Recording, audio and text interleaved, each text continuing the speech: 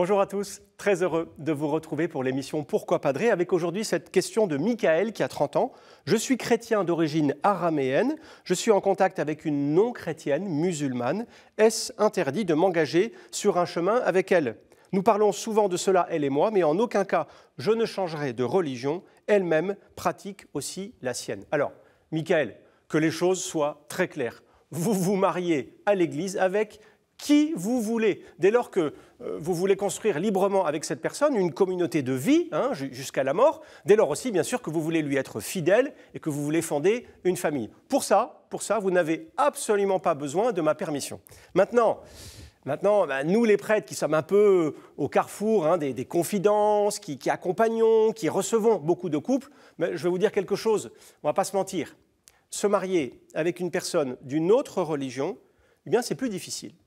C'est possible, mais c'est difficile. Et pourquoi? Parce que l'harmonie d'un couple, ça ne se construit pas simplement avec des sentiments. Il faut aussi des connivences, il faut des convergences. Et puis, des questions un peu compliquées, un peu inéluctables vont se poser très vite. Par exemple, qu'est-ce que vous allez faire le dimanche matin?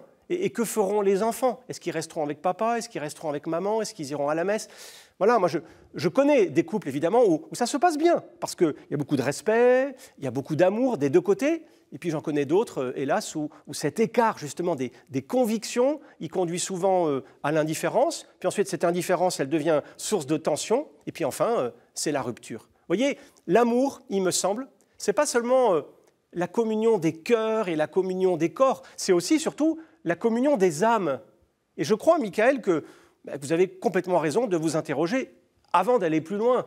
Mais je répète, et je l'ai dit, c'est possible. Ça suppose beaucoup de prières, beaucoup de réflexions personnelles et surtout beaucoup de dialogue avec la personne que vous aimez. C'est courageux et c'est même prudent, à mon avis, de ne pas faire l'impasse sur cette question avant de vous engager. Peut-être aussi d'aller en parler avec une tierce personne, avec un prêtre ou un conseiller spirituel. Voilà.